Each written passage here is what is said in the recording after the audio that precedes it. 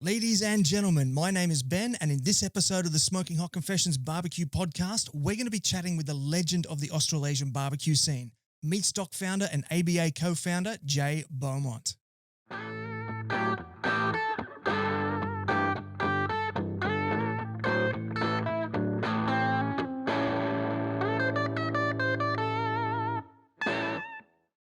Hey family, I hope you're well wherever you are and you got that thin blue smoke rolling. This is episode 107 of the Smoking Hot Confessions Barbecue Podcast. Before we get into this episode, I do want to just run a couple of announcements by you. First of all, just letting you know that this week is the final week for the Smoking Hot Confessions Barbecue Game Show. So we've been running it for 9 weeks. This week's week 10, and it's the championship round. So if you'd like to know more about that, head on over to the Smoking Hot Confessions Barbecue community on Facebook. All the links to join are there. We're doing it Friday night at 7:30 p.m. Australian Eastern Standard Time. And it's going to be, think pub trivia, but all about barbecue. So there's 20 questions broken into 4 rounds, multiple choice answers. The final round each week is written by a different guest quizmaster. So we've had a really fun time looking at those sort of questions and seeing what's come out of that. The winner of each week has been playing for a beautiful Smoking Hot Confessions tumbler. But as I said, this week is the championship round. So the winner is going to be getting a tumbler and a rub, sauce, and merch pack from Four Monkeys Barbecue, and a beer and merch pack from Mountain Goat Beer, which is very cool indeed. So as I said, head on over to Facebook, Smoking Hot Confessions Barbecue Community, jump into the events section, and all the links to join and all the information is in there. And this Friday is the final round. So if you haven't joined us yet, this is your last chance to get in. It is a cracker, absolute cracker. After that, we have our happy hour. So after the game show, we have a separate catch-up. And we do that because at the moment, we can't get out to the pub, we can't meet up with our friends, and we can't have a drink, blow off steam, speak our minds, all that sort of stuff that's usually really important for our mental health and well-being. So we do it after the game show. So it's not a branded production like what you're looking at now. It's not recorded. It's a completely safe space. You're free to speak your mind. We're all there to just hang out, have a chat, have a laugh, support each other if that's what we need, and just have a good old catch up. So once again, the links to that are in the events in the group on Facebook. So jump in, check that out. Now, if you're watching this on YouTube, please make sure you give us a thumbs up, a subscribe, and hit that little notification bell. If you're watching on Facebook, give us a like and a share. And if you're watching on Instagram TV, give us a heart and a follow.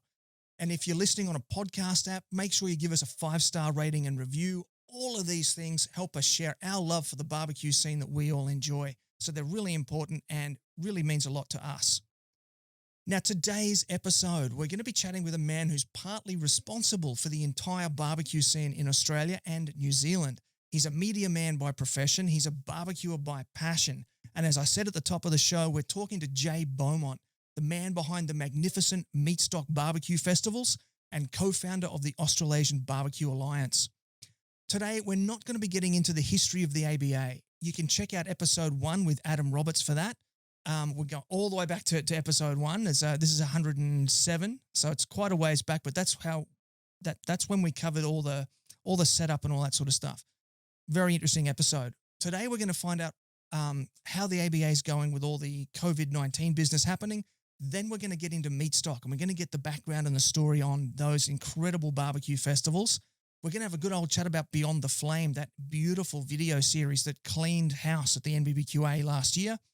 And then we're going to finish up the episode with a lesson on brand building. So Jay obviously is a master of branding, and he's going to give us a bit of a lesson on how to build a brand that people flock to get behind. So let's get stuck into it. This is the internationally awarded Smoking Hot Confessions Barbecue Podcast with your host, Ben Arnott. How long's it been since your last confession? Alrighty, Jay, welcome to the confessional. Thank you for joining me. Thanks for having me.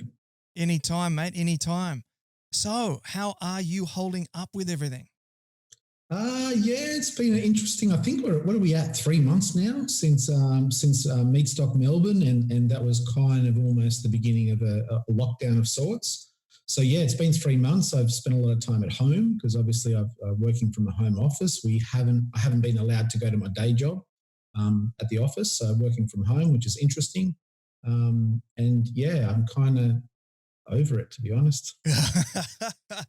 Words that you never thought you'd hear yourself say. I want to go No, back to the office. I need to put on something other than slippers for the day. Oh, come on, come on. I love sitting here working in my office in my slippers. So I was actually going to ask, like, was it a huge transition for you? Because I know you've got multiple plates spinning in the air. So you just said that you have an office, but you obviously spend a lot of time in your home office as well. So it wasn't too big of a change for you? Oh, look, no, I perfected the art of going to work I did, right? Perfect the art of going to work for the day and closing the door at 5 or 6 p.m. and going home. And don't get me wrong, you've still got a mobile device and laptops, so you still tend to work from home. But, I did fall into that nice rhythm of getting up, going to work, achieving what I had to achieve for the day and coming home. So that I was enjoying that. So that's switching off and, coming home and cooking dinner. Now it kind of feels like that I'm at home. There's no distinction between home and work anymore. So I find myself working weird hours, but also being distracted nonstop all day long by kids at home and wives that just need something very quickly done 24 times a day. I really enjoy going back to work when that happens. And yes, you're probably right. I never thought I'd say that. Yeah. Yeah. For me, it seems to be furniture movals. My wife's like, oh, if you've just got a minute, I just want to rearrange the lounge room. I'm like, this is the third time this week. It's only Thursday. So, I've had lots of ibuprofen, the sticky packs on the back with the heat gel on them, and we've been good to go. It's funny.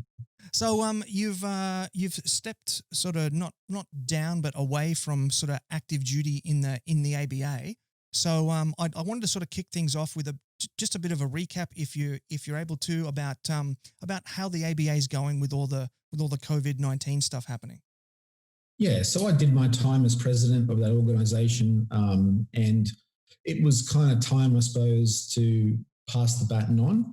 And Adam Rothwell and Michael Rose moved on to that position from myself and Jess Pryles. And they've kind of, for the last year or more, have kind of taken the reins of the ABA and pushed that on. So I know that Adam Rothwell is pushing hard to try and get a end of the year in place, if anything can happen, and what events can happen, and what next year is going to look like. So I know everybody is after some clarity right now, but to be honest, it's tough going to try and figure out what will and won't be allowed in the next coming months so that we know whether events can and can't happen.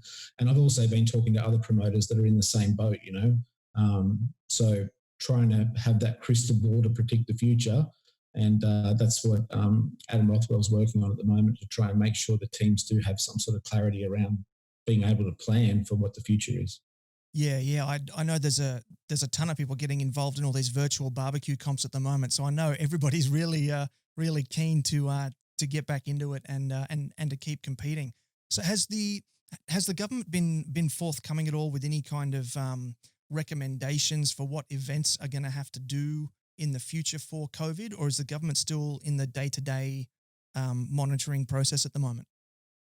Look, the government hasn't, when it comes to large-scale events, hasn't made any sort of announcements about anything over 500 people. So that's going to make life tough. And also events or any businesses that are operating under that level, I think we're up to 100 people right now, but there is a crystal ball that says we might get to 500 people. Whether those sorts of restrictions and measures that you need to put in place are going to make the event viable anyway. So that's the part that I think is a little grey at the moment. But yeah, there hasn't been any official communication, nor was there when we shut Meatstock down with 24 hours notice. Yeah. There hasn't been any sort of official communication to any event organisers about what is and isn't allowed. And like anyone else, I catch up.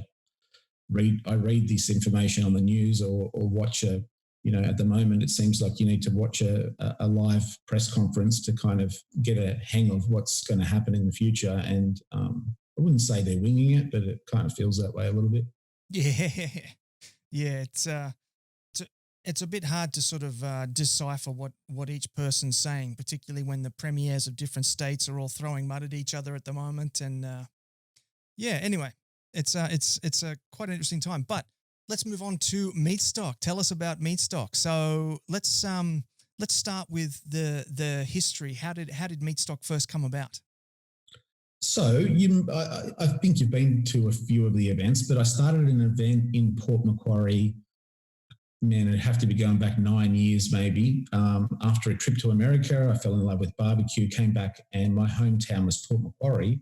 And one of my good mates owned a caravan park at the time, Simon Luke. And so we kicked off a small 20-team. It wasn't the first barbecue competition in Australia, but it would have been the first one done kind of properly, I would say. And it was cool. We had a great time. The teams had a great time. That's how I met Jess Pryles, because prior to that competition, I rang and talked to anybody who I could find about who knew anything about barbecue in Australia. And the two people that really resonated with me and seemed to know the most was Paul Rettmeyer from Silver Creek Smokers and Jess Pryles. There was also Urban Griller, who was based over in Perth. And the three of them people probably at the time had the most amount of barbecue knowledge just by talking to them. I couldn't quite convince Urban Griller to make the trip over because it was from Perth, but Paul did come and Jess did come, and that event kind of kicked off into, I think, 3 or 4 years we ran that event from. And from that, we kind of used that positive energy and we had those teams interested to launch Meatstock. So the hard part about anyone who's ever run a barbecue competition, and that's that they don't make any money. You're doing it for free. It's a love job at best, and that's what Port Macquarie always was. And it became harder and harder for me to justify my time to these big events that were up to 100 teams. And Meatstock was my way of kind of trying to turn that into a business and create some sort of income that would support the months and months that I was spending organising these things. Yeah, no doubt. Well, that love and that energy that you are pouring into Port Macquarie, that's really evident in the fact that people are still, now it's almost 2 years since the last Port Mac. People are still talking about it, saying, "We want it. Where is it? Where is it?" So that love and that energy was really obvious in what you put in there. And now you've expanded that into Meatstock, and that's coming through again clearly there. So you where did you first start off? Was it Sydney or Melbourne? So Sydney was the first one that we ever did. And to be honest, it was, if I went back and had my time over, it was pretty scary. We launched this big event. We were expecting 10,000 people. We had a lot of caterers to cater for that many people. We had a lot of moving parts, a butchery competition. We had live music. There was a barbecue competition happening. And there was a lot going on. And it was kind of hard to sell tickets. Nobody kind of knew what Low and Slow Barbecue was. There was another festival that was on 2 weeks before our festival, and it was tough, but people seemed to resonate and like what we did. And from that, we started a Melbourne and an Auckland event, and we have done now 4 Sydney events, and 4 Sydney events, and we've done 4 Auckland events and 3 Melbourne events. Right. Wow. Okay. I actually thought that Auckland was a reasonably new addition, but sounds like you must have sort of been straight onto that almost out of the gate. We went after Sydney was such a big success. We went to both Melbourne and Auckland, which seemed like a good, second event to have on Meatstock, and we kind of chatted to people and met a lot of the teams in Auckland and some sponsors and the venues, and we came back and both of them kind of felt right. So we launched Auckland and Melbourne at the same time. So we went from 1 event to 3 events in a year. Wow, that's some pretty meteoric growth there to go from 1 to 3 in a year. What do you attribute that to? Naivety. If you ever thought these things through, you'd probably never bloody do them. Yeah. What's the expression? You bite off more than you can chew and then try and find the knife and fork afterwards or something? That's right. Chew like crazy. That's right. Yeah. Yeah. But that's essentially what we did do, yeah. And I was lucky at the time that my other business was kind of becoming self-sufficient. So I had a bit of time on my hands. We did get extremely lucky, and there was another big event over in the UK called Grillstock, which is a similar name, and it was an amazing event. And it was kind of organised. It was owned by two people, but sort of organised by a person called Sarah, who just so happened to be in Australia on a holiday, and she had a working visa, and she helped us on sort of going from one event to 3 events, and she had all that knowledge, and was just like a bit of a kind of like organisational ninja when it came to dealing with local councils and that sort of stuff. Wow, that's awesome. What a happy coincidence. Yeah, we got lucky. Yeah. Yeah. I was actually going to ask that if there was Meatstock and Grillstock, was there any sort of trademark issues? But obviously if Sarah came to work with you, she was happy to sort of share the knowledge and share the wealth, which is part of the whole thing about the barbecue scene. So which sort of brings me to sort of moving to Auckland and moving to New Zealand. You obviously found, given the success of Meatstock, you've obviously found that the New Zealand community has been as open to American style low and slow barbecue as we are here in Australia? I'd go as far as to say even more so. More so. Wow. Yeah. So we set up a group over there. I think I set up a group before we even got started. We set up a group called New Zealand Barbecue Pitmasters. And I don't know, I haven't followed it too much lately. It's since been renamed, but that group's now at 30,000 followers, right? Oh, wow. So compare that to the ABA in Australia, and considering their population, it would be about the same. And I'd say that they're for their population and for the space that they have between North and South Island, for example, that they probably punch well above their weight in terms of how many events they run.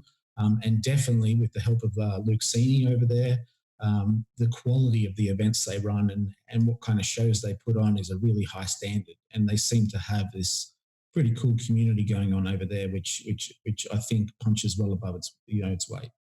Yeah, I guess I hadn't sort of looked at it that way, but when you do talk about the numbers like that, it does become pretty clear. And I can see what you mean with the help of Luke, and I've seen Jared McDonald spending a lot of time jet setting around the world, sort of promoting NZ barbecue and doing his bit there as well. So he's obviously got the passion burning as well.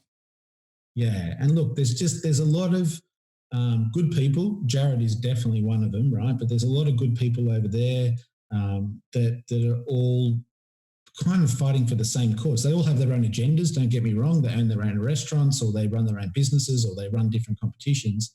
But, they all seem to be on the same page, and they're all kind of just excited to watch this thing blow up and expand. And it's been fun to watch them do that. Beautiful. Yeah. All right. So I guess that sort of brings us to 2020 then. And you touched on the cancellation of Meatstock Melbourne there 2 or 3 months ago now. That was a really big step, and you were really ahead of the curve when making that decision to cancel that event. I think it was the first one that I'd heard of that had been cancelled. It must have really been a really hard decision to make, because you were there, everything was set up, the competitors were coming in. What was the final hammer drop that made you decide, yep, okay, we got to call it? Yeah, that was probably the toughest day of my career, and probably the most expensive too, mind you. But the night before that I went to sleep, and I'm talking on the Thursday night, obviously we set up on the Thursday and the Friday, and then we have people rocking up, 8,000 people rocking up on the Saturday. So the Friday is kind of like the big day that everything gets done.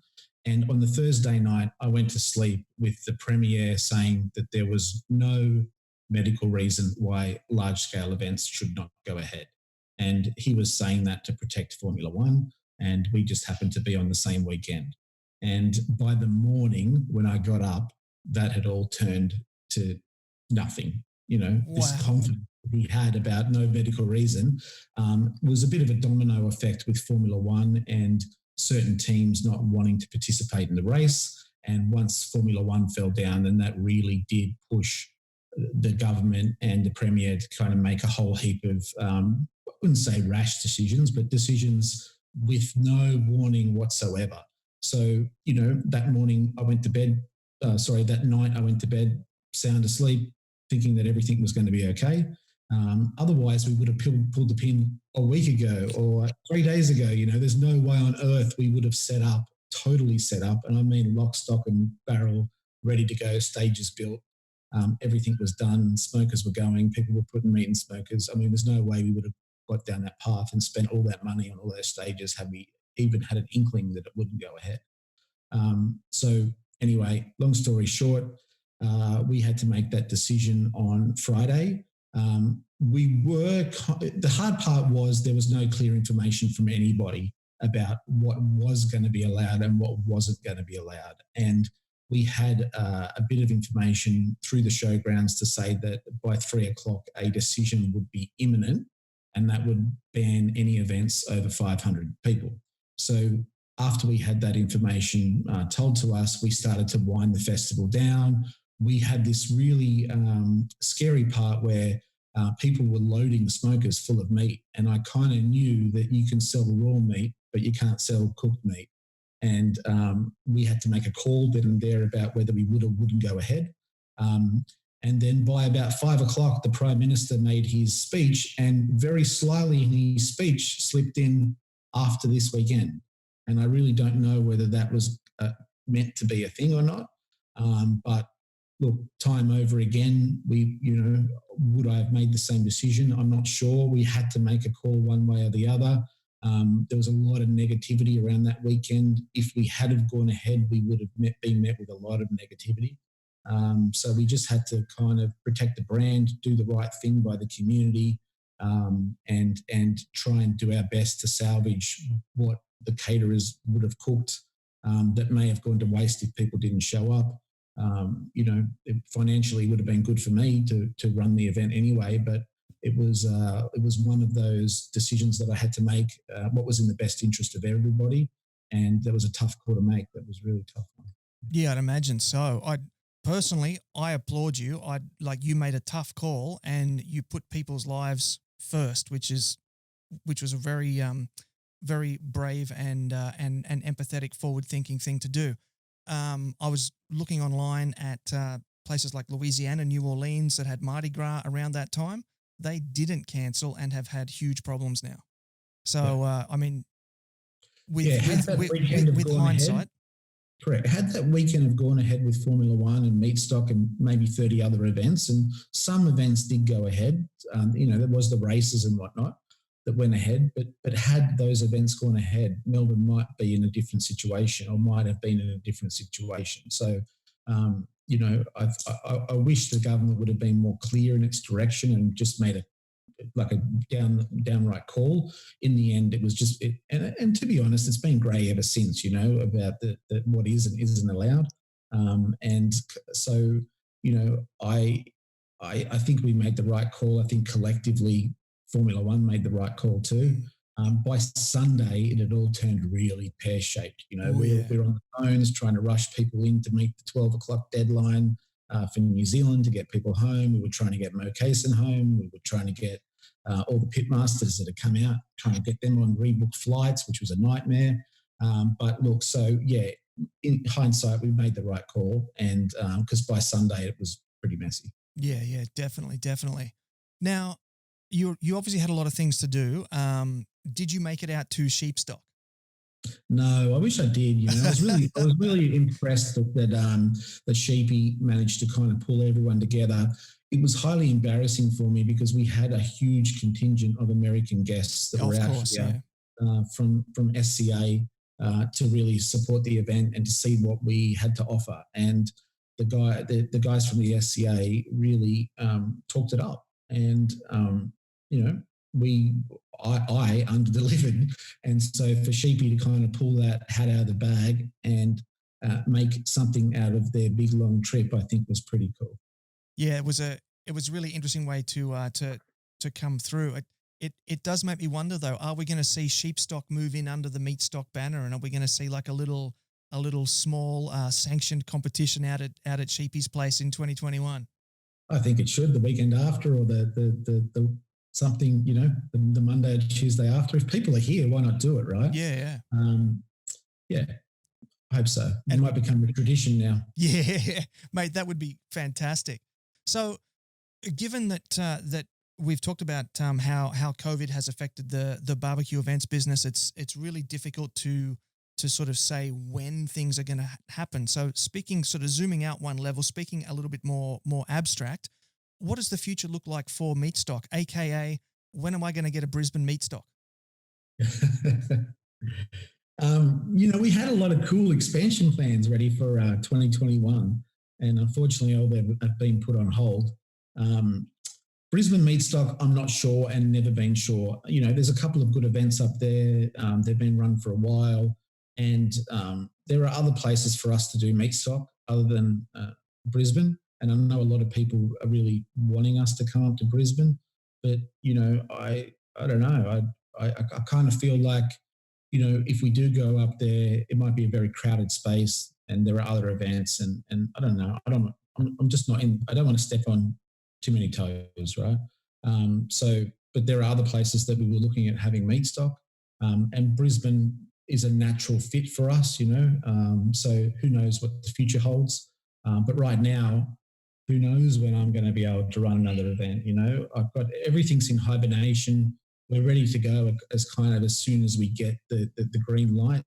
I'm fingers crossed that we can do it sooner rather than later. But we've picked a date for Melbourne, which is highly likely to be postponed again, because the odds of us, when we picked that date, it seemed like an eternity away. It literally felt like everything will be definitely back to normal by then, but things have changed. And so I will just keep postponing events or moving dates until we can have these events. And then I really have my fingers crossed that when we can hold them again, that everyone comes out and supports us again. Well, that's a very interesting point that you've just made at the end there. There's going to be a bit of a time lag in my opinion, between when the government says, yes, you can hold big events, and when the public is going to be comfortable to come out to big events. I know that at the moment here in Queensland, they've eased things quite a bit. We're allowed to go up to 250 kilometres from home, all that sort of stuff, and my wife still won't let me out of the house. Right. So you can probably tell by my COVID beard. Yeah, mine's actually really big too. Yeah, yours is huge. Yes, there's those sorts of things to consider as well. How long until people feel comfortable again, and when that is, I'm not sure. I think I'm kind of lucky with Meatstock that the majority of the people that come to these events maybe don't care as much as some other demographics. But we there is dangers with everything in life, and obviously you can catch the flu. But until COVID becomes something like in terms of the flu, then we'd be mad to run those events again, and we wouldn't be allowed to anyway. So hopefully we can get back to some sort of safe realm, whether that's via a vaccine or whatever. I'm not sure. I really don't have any idea about how we're going to get through this. But until then, we just have to keep waiting until we can run these events again, because I don't want to give up on the project. And I think that it was fun. We all had fun. We kind of didn't know what we had until we didn't have it. Got a project you'd like to work on with the SHC team? Shoot Ben an email on ben@smokinghotconfessions.com and let's have a conversation. All right, so moving on now to Beyond the Flame. That, I just want to say, that was a beautiful video series. Absolutely stunning. Tell us about that. Like, where did that all start, the inception of the idea? Okay, so I suppose I'd always, liked making little films and little videos, and I'd done a lot for Meatstock and how-to videos and some promo videos and whatnot. So I'd self-taught myself how to edit. And Adam Roberts, who's one of the co-founders of the Australasian Barbecue Alliance, he managed to convince a few sponsors to just basically pay our flights and accommodation to get over to America. So And good. yeah, so our wives would let us go because it was technically free, but at the same time, all the expenses of the trip came out of our own pockets, and obviously, the time that we spent on it was all our own time. So we did get some of the trip covered, but it was a fun project. We kind of travelled across the states for about 2 weeks. We caught up with Jess Prowse while we were over there, and we hit up I would say, the biggest sort of spots that we could in that less than 2 week time period. We went to Memphis, and I really wanted to try Memphis barbecue, and we went to Rendezvous, and then we headed out to Texas, and we stayed in Texas for a while and filmed kind of nonstop. We also went to the World Food Championships while we were there because I wanted to check that out. It's a different concept to barbecue competitions as we know them. But I kind of wanted to check that out. So we did some road trips and stayed at barbecue joints, and we had a great time. But what we did was we filmed everywhere we went, and then post-production wise, Adam put together a bit of a script. We filmed with no plan, put it that way. It wasn't until we got home. The original idea was that we were going to just put a video together of our whole trip, but my computer was an iMac Air, and after about 10 minutes of editing 4K footage, it didn't want it too much anymore. So we had to kind of break the episodes down break them down into short episodes, which worked better, to be honest. It got the videos out there a lot more. We had over 1 million views on Facebook. Wow. So Facebook was our primary platform. A lot of people, when they do these things, they release them on YouTube, but we tried something different. The first video got, 2,000 shares or something. I can't remember, but, Wow. 300,000 views, and it was cool. It was good fun. But at the end of the day, it was not a big production. It was just Adam Roberts in his lounge room with a cheap microphone, recording the voiceovers, and me editing on an iMac Air and a MacBook Air, and doing all the sound and the editing and that myself. So there was no one else involved other than the two of us. So yeah, it was a fun project, and it was cool to kind of get behind the scenes and meet some people over there and film this thing that a lot of Australians have kind of fallen in love with, and go to these places. So that was a privilege, and it was cool. Yeah, absolutely. Must have just been life-changing. So of the different people that you met and the different places that you went, do you have a favorite? Yeah, look, I'd have to say Louis Mueller's was the favorite, and mainly because of Wayne, how much time he gave up. We went to a few other restaurants where I wouldn't say that they were, not giving us time or not happy that we were there or anything like that. But Wayne went above and beyond. He kind of out the door, he's giving you hats and T-shirts and 3 hours of his time. Meanwhile, the restaurant's packed to the rafters, and whatever you need, wherever I needed to go, he let me go.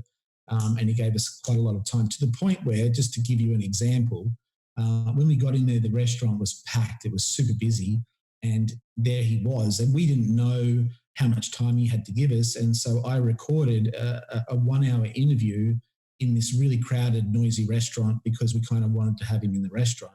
And within about an hour and a half, the whole place had cleared out. It was dead quiet. And I'm like, you reckon we could do all that again? And he just went, yep, and spent another hour and a half and did it all again. Oh, wow. Anyone else would have told me to get stopped. Yeah. So that was really cool. Yeah, and I know people bag it, but I really liked Rendezvous's ribs. I loved them. Dry ribs, I still cook them at home to this day. This dry ribs. Don't get me wrong. I know the whole Kansas City saucy ribs, pork ribs, like anyone else, and cook them at home a million times. But I like that dry rib, dry pork ribs. So they were the two cool places that we were, and the nostalgia of that place really drove home for me, because when it comes to barbecue, there's not a lot of old places, and that was something that was just steeped in history. That whatever you think about the barbecue, the fact that you're there in that basement, experiencing this restaurant that seems to have stood still in time is an amazing experience.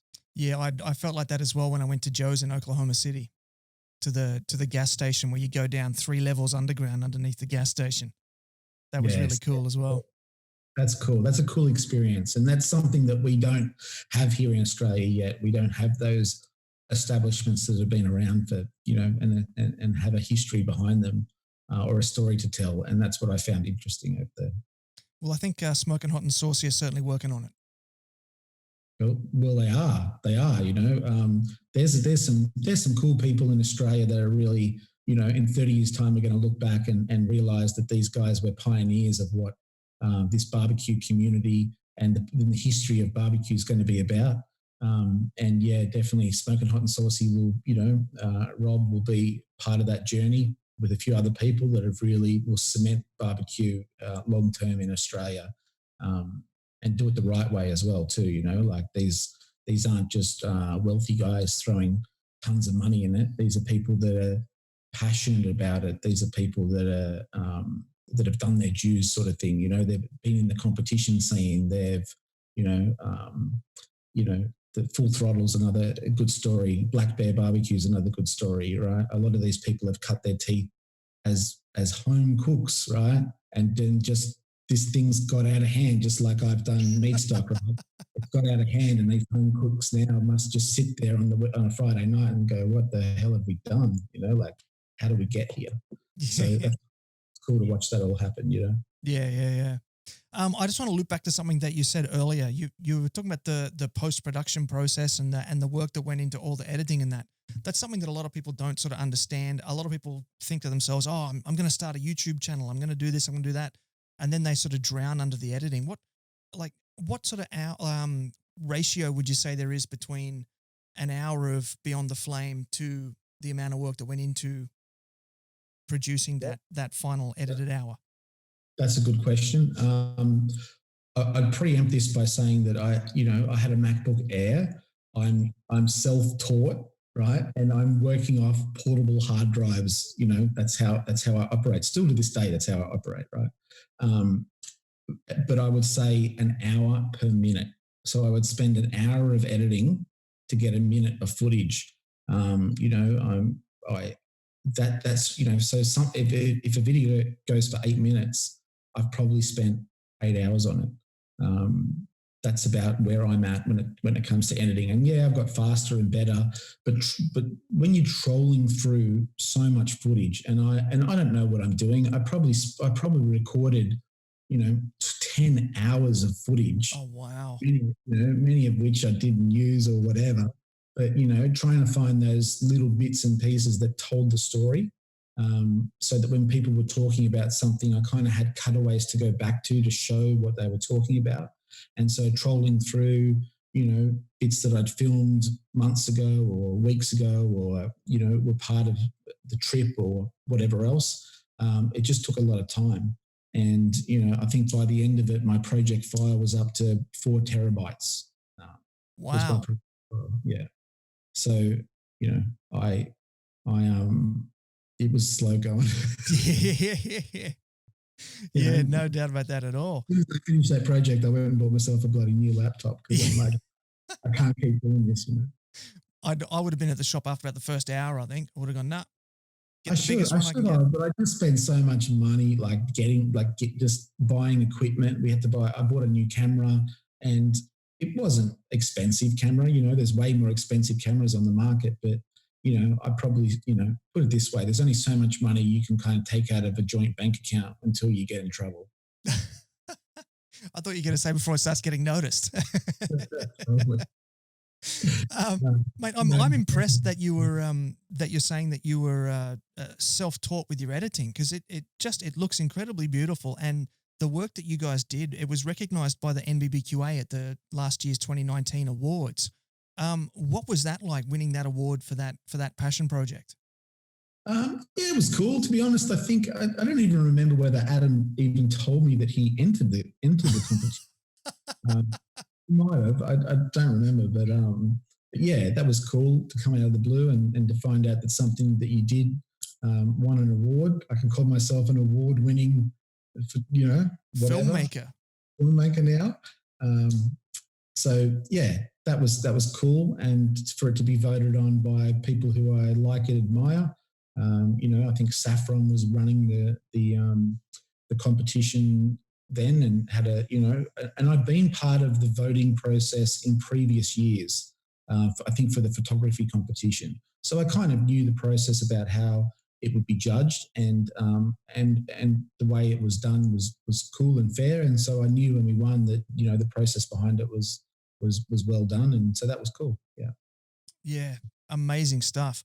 I remember being there, and I was actually in the hall when they were doing the presentations, and it comes up the video series awards, and I didn't realize that you guys had entered either, and your name came up on the board, and they did a little sort of loop of the videos. I was like, oh my God, and then you guys won. That was awesome.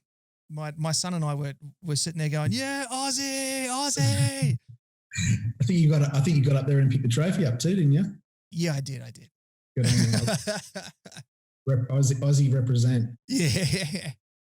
So what impact has winning that award had? Like, has it opened up other opportunities for you? Do you get approached by different venues or events now saying, hey, come film my project? Yes and no. Nothing like, hey, here's 20 grand, go do it again. Like, no one's saying that.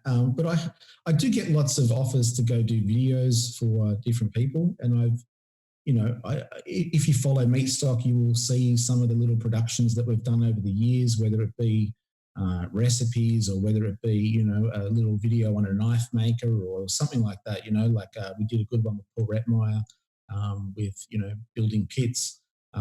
So I have dabbled in that sort of stuff. But the one thing I will say is that the moment I turn it into a job, I won't enjoy it anymore. So I'm kind of enjoying the fact that I get to pick and choose what I want to do, which included last year we went to Churrascada, which is in Brazil, and Jared was my host, and we did a 20-minute video on the most epic barbecue event, period, anywhere in the world. And it was cool, and that was the last big project that I've done in terms of spending a lot of time on something. We filmed pretty much non-stop for 2 days at that event, and Jared was a great host, and that was a fun project, man, and a fun trip. Like, Brazilians know how to turn on a barbecue festival, let me tell you. And so that was the last project that I worked on. And if you jump on YouTube, I think I put it up there as I think the title of the video is The World's Best Barbecue Festival, and that's coming from someone who runs barbecue festivals. Yeah. So how were the Brazilian festivals different to what we do over here? Man, what the Brazilian festivals is kind of like no rules. If there was no rules and you could create the most ultimate barbecue festival anywhere, that's what the Brazilians are doing. And when I talk about a festival, it's all you can eat, all you can drink. Nice. So you can walk up to the bar at any time and grab beer. You can walk up to any food vendor at any time and they will have sample plates ready for you to try. There is some of the world's best pitmasters there for live fire cooking. So a lot of what we're into is low and slow style American cooking, which is, to be honest, one version of how you can cook meat. And there is obviously the same sort of process or the same sort of ideals going to underground cooking. There's a lot of people doing what they call clothesline cooking. So they're still cooking everything low and slow, but not traditionally in a chamber with an offset smoker.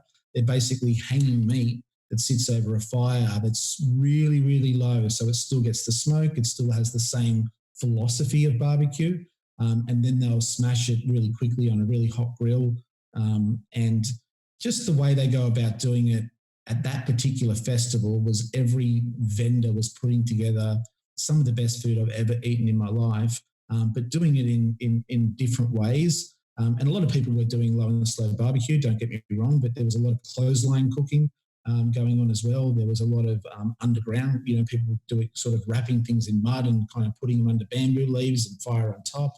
Wow. There's a lot of people cooking low and slow. Wayne Mueller was there, for example.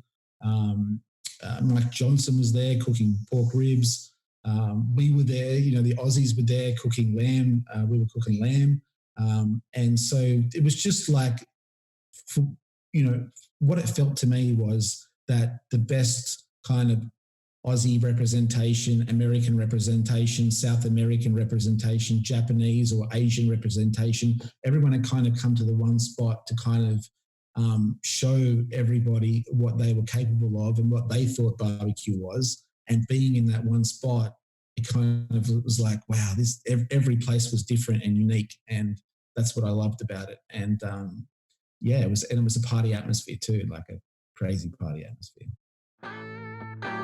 You're listening to the internationally awarded Smoking Hot Confessions podcast with massive barbecue nerd Ben Arnott. All right, so we're going to wrap this interview up with a bit of a lesson in brand building, because you've obviously you're a master of creating a brand that people are not just attracted to, but they flock to.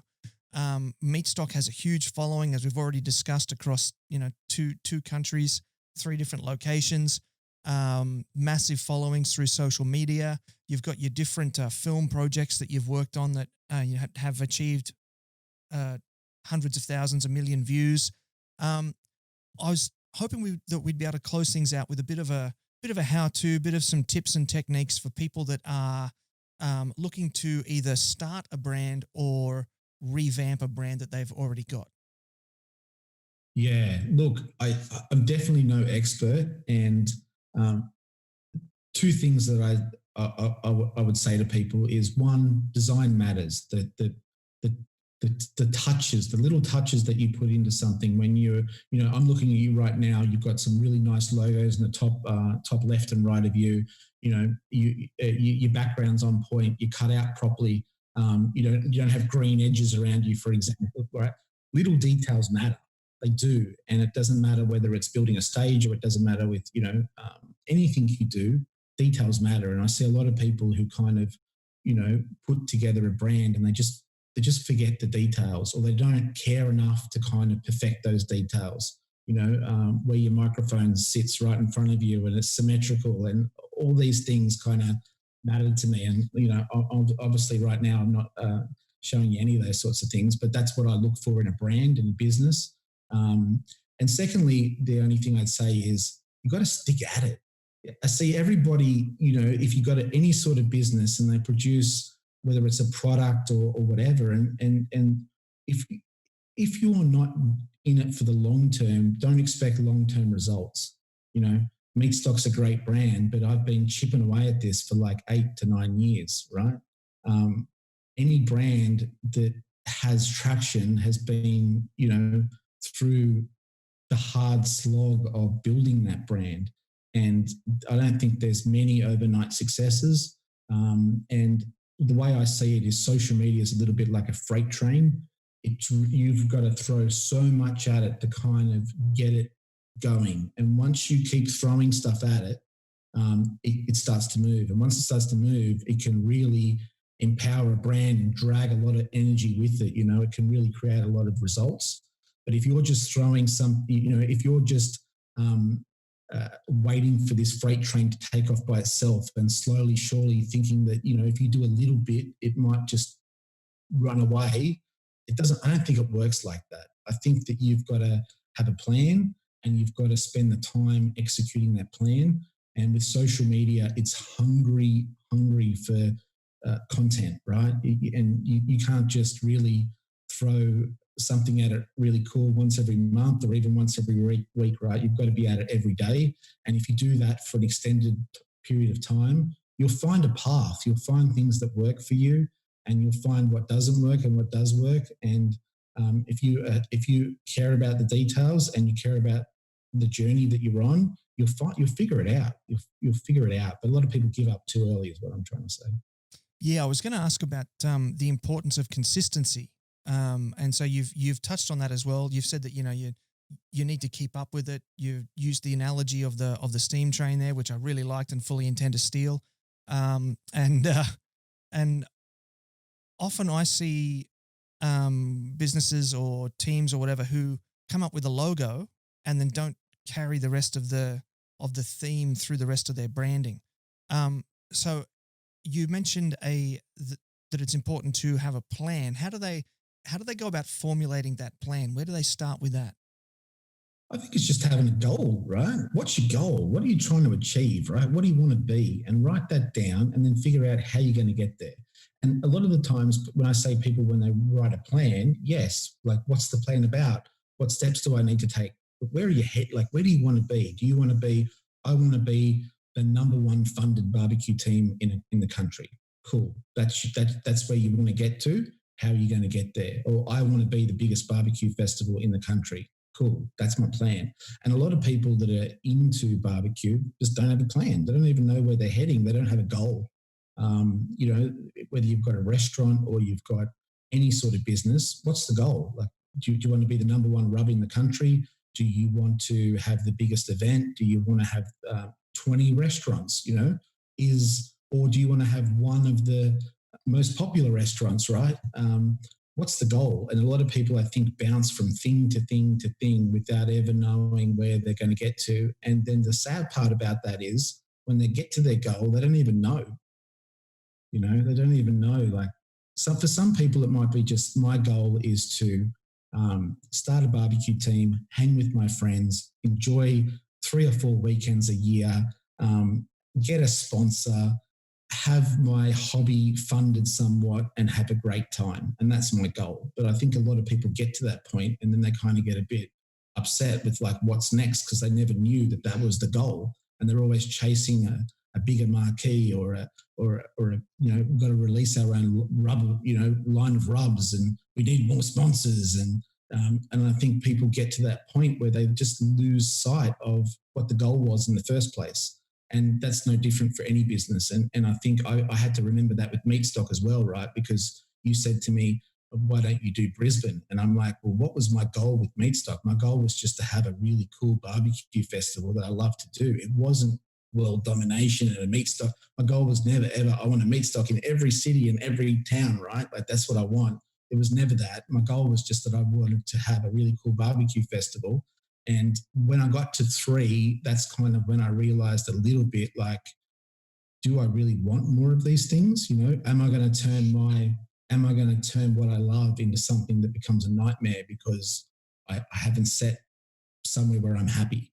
And, I think, when you are developing a plan, at least have a goal and the steps should sort themselves out because once you know where you want to head, you kind of know how to get there anyway, I reckon.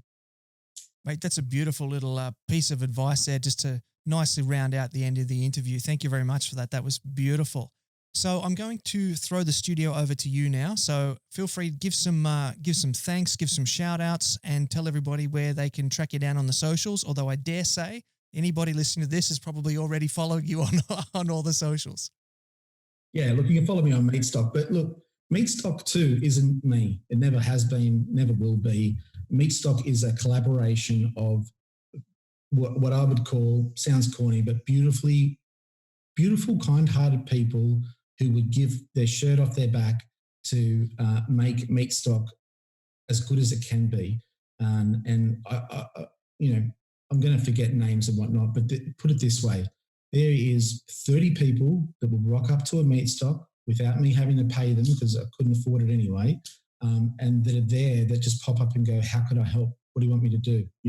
And those sorts of people, Shannon would be a perfect example of Shannon and George. They just run the butcher wars for me.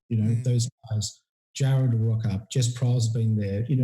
There's a list a mile long of people who just they just want to be part of something bigger than them. And I'm that fanboy too, right? So it just so happens that it's my business, but there's no way on earth that I'm organized enough or creative enough to put on something like Meatstock and do it by myself and, employ people that do it. It's not like that at all. It's a collaboration of people who just, I don't know, have their hearts in the right places and just want to see something really cool happen and want to be part of it.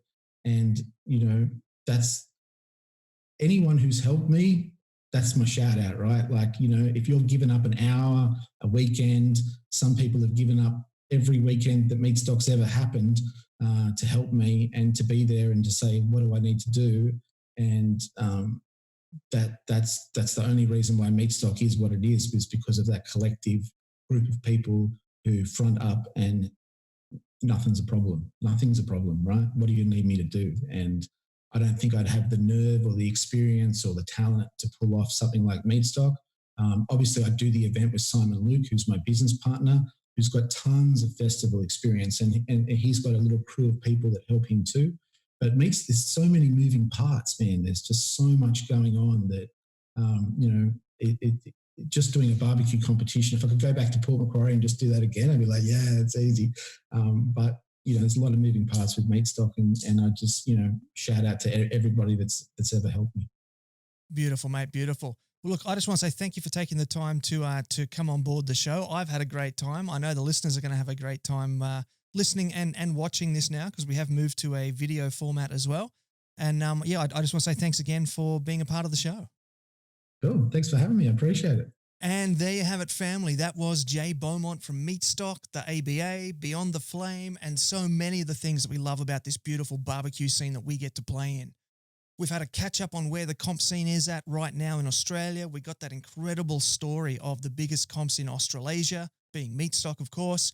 We got the lowdown on Beyond the Flame. And I got to tell you, if you haven't seen that yet, you have got to get onto the Beyond the Flame page on Facebook or check it out on YouTube as well.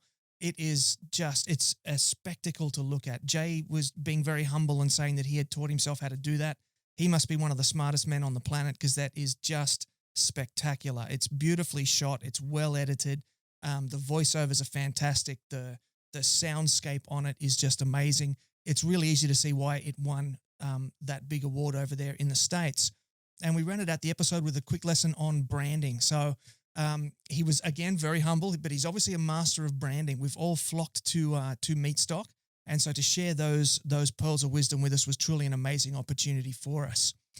So before I let you go, I just want to remind you about giving us a 5-star rating and review on your podcast apps, like and shares on Facebook, hearts and follows on Instagram, and subscribes and likes on YouTube. It really helps us get the message out there and grow the scene so that when all this COVID passes, we can get back out there and we can hit these comps and have a really good time again. And that's all she wrote. So till next time, take care of each other and keep on queuing. Thanks for listening to the Smoking Hot Confessions podcast. Head on over to smokinghotconfessions.com for recipes, tips, and Ben's own confessions.